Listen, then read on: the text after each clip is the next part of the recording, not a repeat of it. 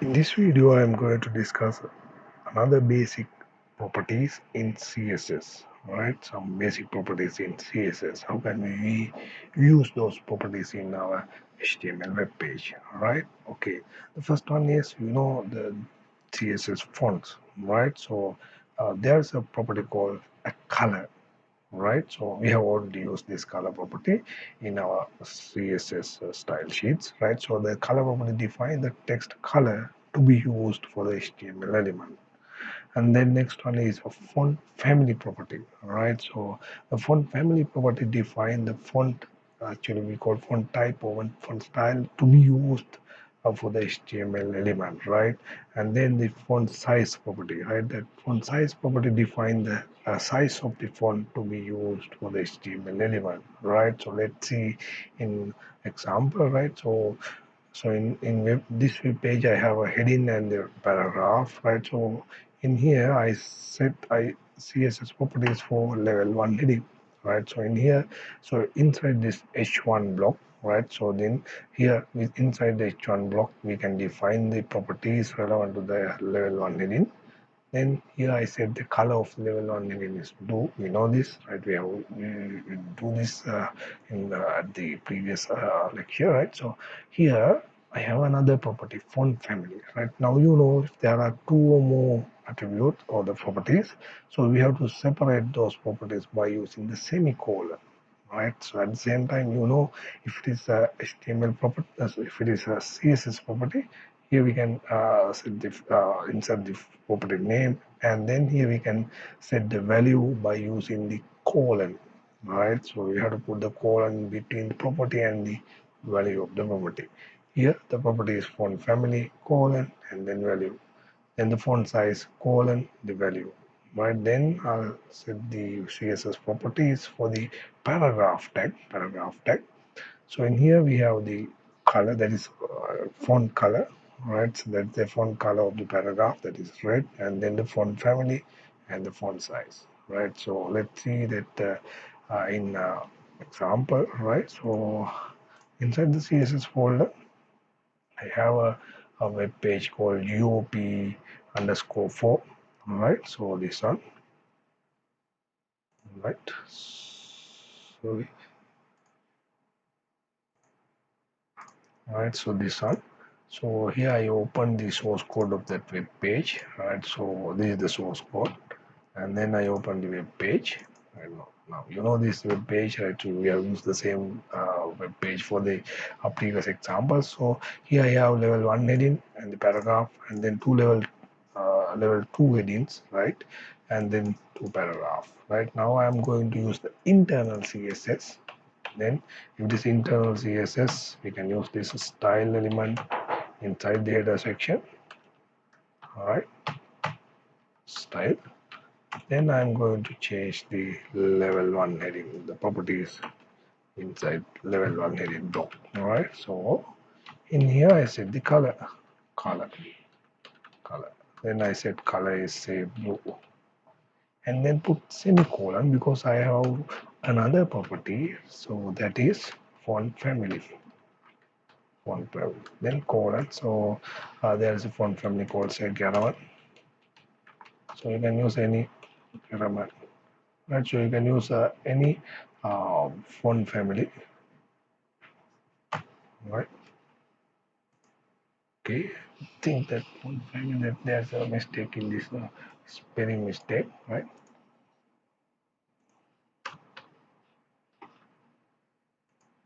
Yeah. Yeah. Now font family is changed to Garaman. All right. So at the same time, you can use the font size.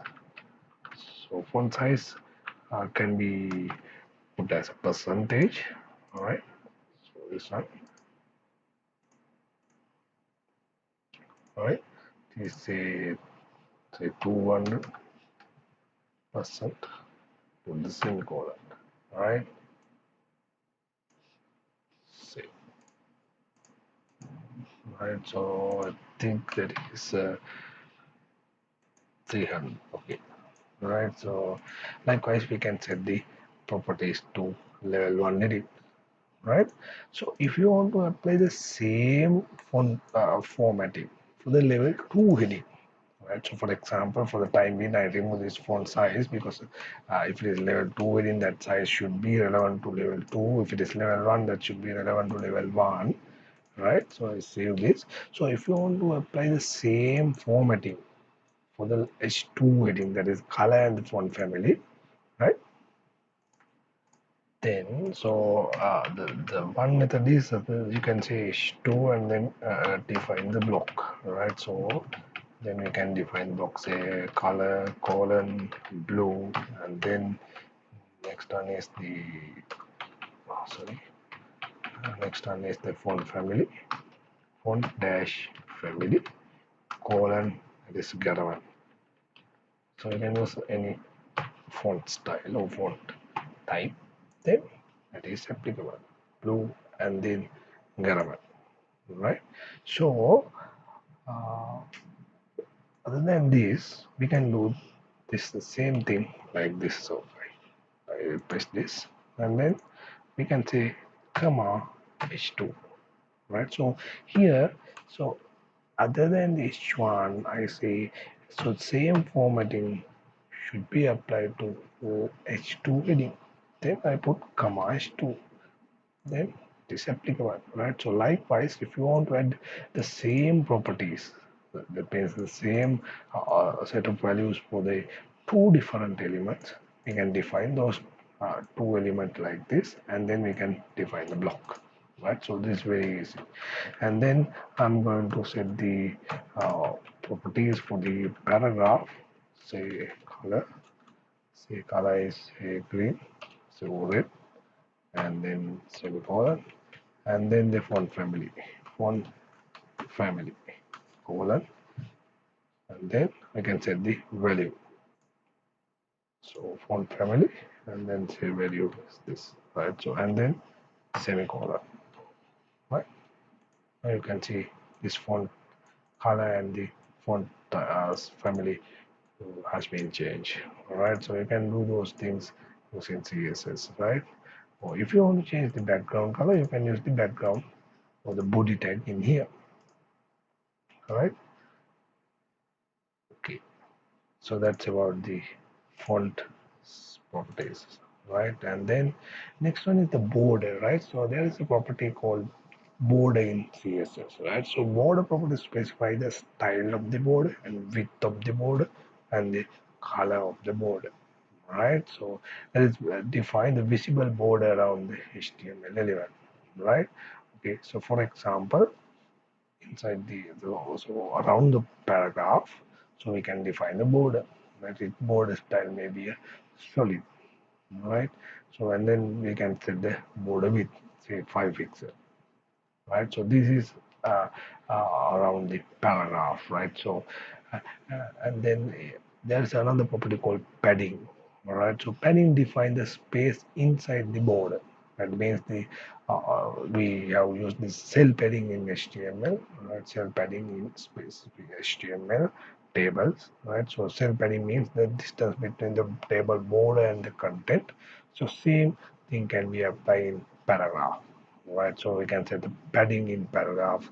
So in addition to the border width and the border style, so just we can say border, and then we can set the width of the border, type of the border, and then the color of the border. So rather than defining one by one border style or border width and then border color, right?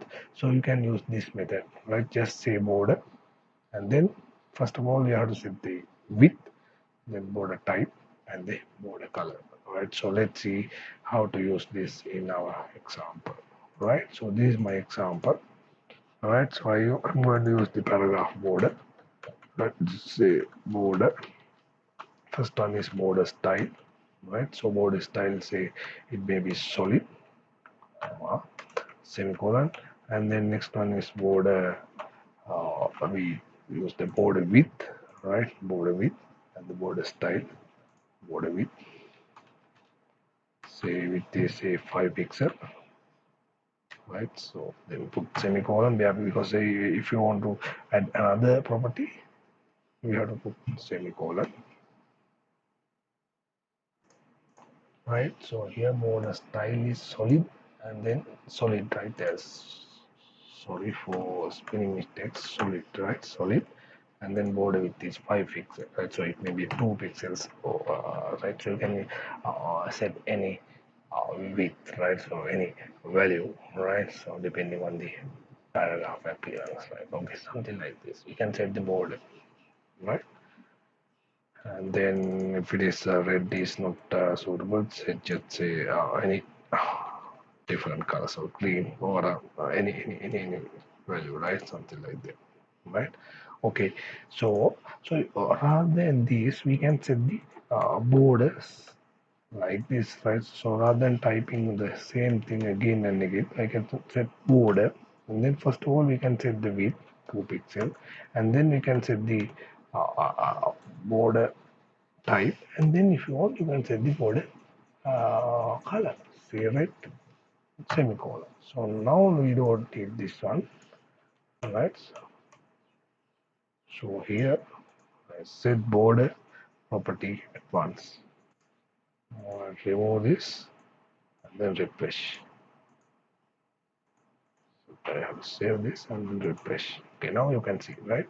So here border width is 2 pixel. If you want to say 5 pixel, and then border style is solid and then red, right? Likewise. Right, so I'll change this one into 2 pixel and then refresh. Okay, so there are different types. Right? So if the first one is say solid or dash, right? So there are several types. So if you want, you can say dotted, right? So dotted the style, right? So something like this. So you can set any border style, right? So any border style as you wish, right? So that's about the border, and then the padding, right? So padding. So here I set that property in here. Say border padding, right? Padding. Say padding is now here we can find that. So this is the edge of the border. So there is no space between this edge and the content, right? So we can set the padding as a 10 pixel, right? And then put the semicolon and refresh. Now we can see now 10 pixel in width between the border and the content, right? So you can set any value for this, right? So that's depending on the requirement, right? So that is border padding, right? So padding. Likewise, we can set padding and the border, right? Okay. Alright, so this is the example. So here say the background color is light blue. So you know how to set background color for the paragraphs, right? So if you want, you can change the background color, right? Background color, right? Colon, you can set any color, say yellow, and same color, right? Like this. Other special thing in padding, right? So in padding, right? So if you say 20 pixels, so that is 20 pixel is if when you talk about the padding, right? There are four different directions, right? So this is for left padding. So this is for top padding, and this is for bottom. This is for right padding, right? So you can set those paddings in four padding spaces for four different directions, right? So likewise, if you want, you can define these kind of padding values, all right? So this is for four different directions, right? So I'll set uh, say 10 for first one, all right? So likewise, I can define say 20 pixel for next one, and then 30 pixel for next one, and then 40 pixel for next one, right? So these are for the four different directions, right? So actually there's a mistake, right? So here likewise we can define the pixels for the padding, right? So okay, there's a small mistake in here. So here say 20 pixel like this. Yeah, okay, I'll discuss this paddings for four different directions in due tech, right, in later, right? Okay, so this is how we set the padding. And then next one is, so this example, right? And then next one is background image. All right, so you know how to set the background image in HTML. All right, so in here we can set the background image using CSS. All right, so inside the background image relevant to body tag, right? So we can define style for the body tag. So there is this property called background image, and then we can set the path by using this URL attribute. So in here I have set two background images, right? So I can say that there's another property called background repeat. So we can repeat that image, right? So in here we set repeat for the bg.jpg, and then 3.jpg is no repeat, right? And then we can set the background color. We have to do that, right? And then close the header section, then body section. So let's see this one in example, right? So okay, now I have those two images, right? So inside the CSS folder I have those few images, right? So this is the bg1, 2, and then this is 3, right? So for the time being I create a HTML file quickly. All right, so here I don't have the doc type tag. Say HTML, and then this is the header section, head, closing head, and then title inside the header section. Say background image or CSS background image. Then close the title. Then body section. Close the section, and then I'm going to save this one inside the CSS folder. Say pgimage.html, and then inside the header section, I'm going to use that style tag.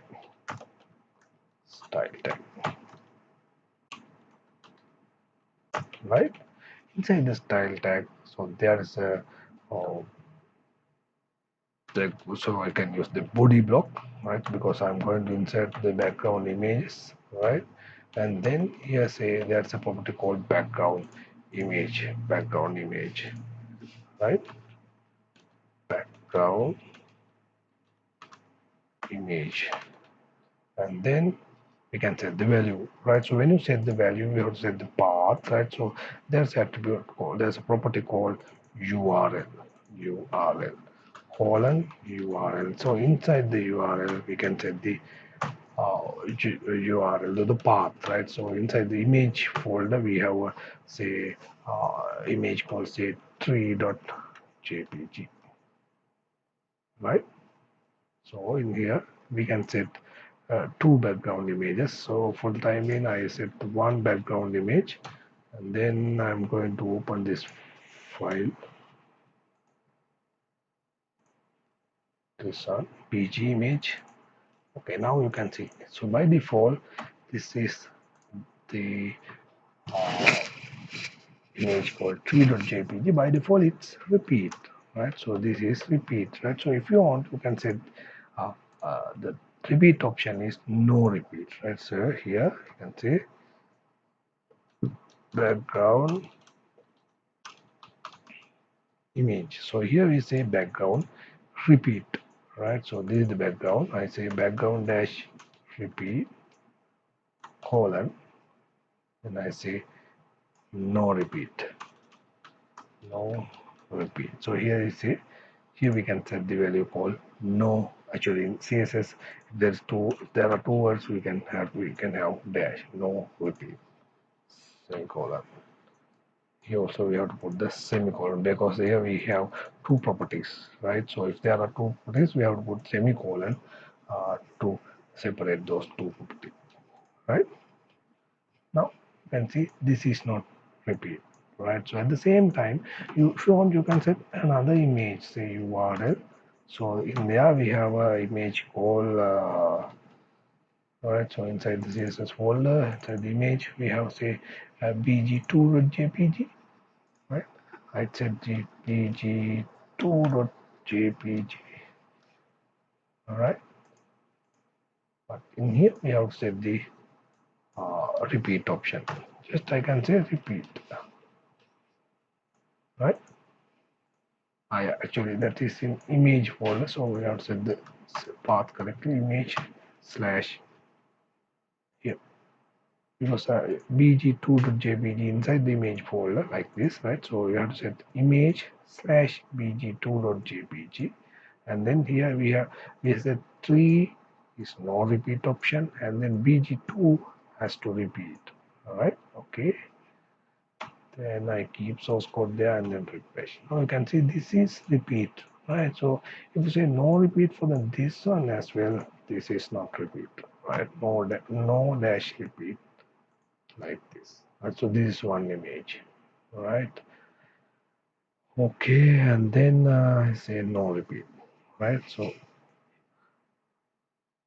okay, then I save this one. Say the time being, I save this one as a bg image 2.html, and then in there I remove this tree from the background image and then say repeat. So this will be repeat in bgimage2.html file. Yeah, actually here. Now you can see this background is repeat, right? Okay. So if you want, you can change the repetition direction, right? Maybe horizontal or vertical, right? So we can say repeat X. So this, if you say repeat X, the image will be repeats through the X direction, right? So that's horizontal direction.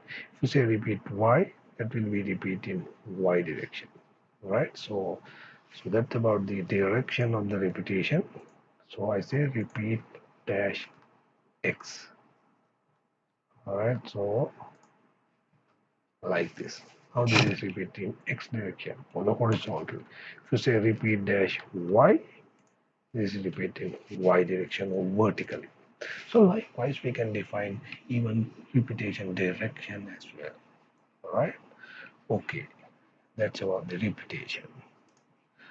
And the next one is CSS links. CSS links. All right. So you know how to set link. All right. So we can have several properties for the CSS links. All right. So the first one is the color of the link. All right. So you can say hot pink, and then there are other properties as well. So okay, for the time being, I'll set the link in my web page. All right. So I save this one as say CSS links.html, and then I remove this background image. All right. Okay, now CSS links. So this is my file. Okay, this is my file. Then here I set link for the time being. I use link to the our university web, http colon www.pdn.se.lk, and then I set target is blank, right? Okay, and then say here this description is UOP, then slash a. Okay, so this is my link. So for this link, I can set a color.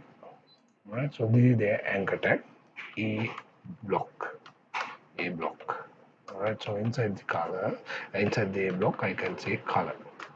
Right, in my example, I say hot pink. Say this. Now my link color is changed to hot pink, pink color. Right, so when I visit here, right, so there is no change for this link, right? That is the color of this link.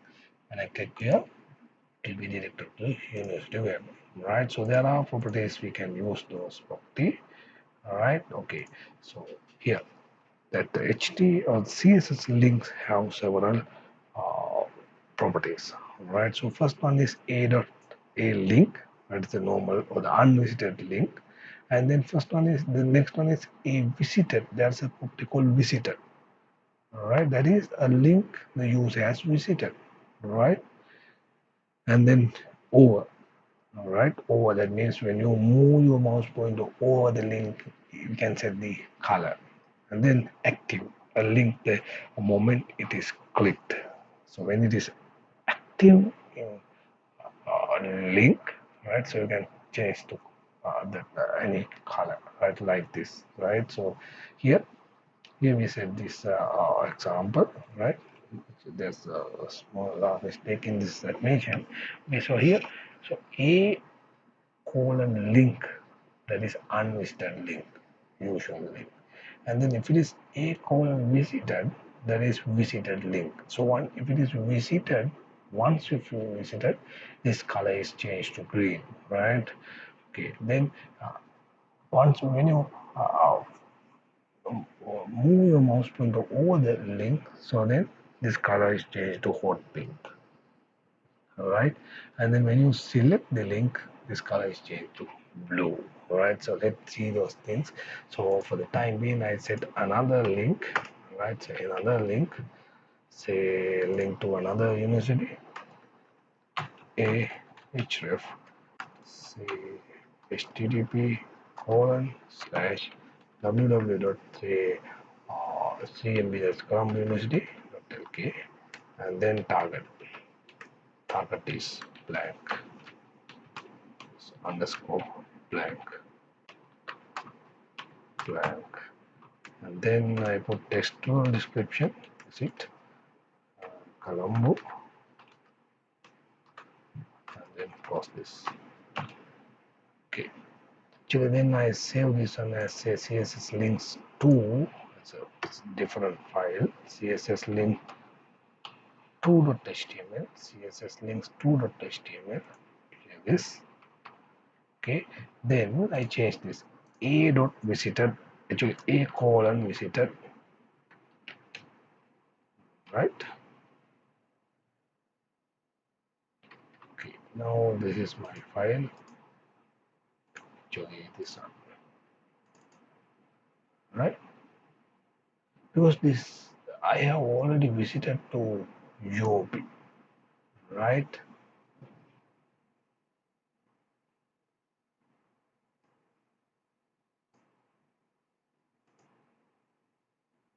Then when I visit to here, move, now it's changed to hot pink, right? So once if you visited to that particular link, that is changed to hot pink, right? So since it is not visited, right? Right? So if it is not visited, that is in blue, right? So visited. So if it is unvisited link, or if it is not visited, right? Then it says say a link, then I say the color is red, right? Now all are visited, so I close this, right? So even it's visited in history, it's hot pink, right? So next one is a colon, say visited link, and then next one is over. So when you move your mouse pointer over the link, right, over the link, it will be changed to this particular color. Say color, say blue. When you move your mouse pointer over the link, you can see this color is changed. Okay, then next one is uh, active, right? A colon active, and then we can set the color value for the active property. Say color is say green, semicolon, right? Refresh this. Now when you click, when you are in active moment, so this color is changed to green, like in here. So here, so by default this pink, what you call that, color of the link is uh, red, but once if you visited to link, it's changed to hot pink. So default the color is red. We have already visited to two different links, so therefore that is changed to hot pink. So when you move your mouse pointer over the link, it's changed to blue, and then at the moment when you click on here, it will be changed to green. So that's about the link property in CSS. Okay, then you can try to do these things, right? So the better way is to study this on this, do the exercises again and again. So if do things again and again, then you can have a better idea about these things, right? Okay, then if you have any doubts or problem regarding this, you can ask for myself via the messages, right? Okay, thank you very much.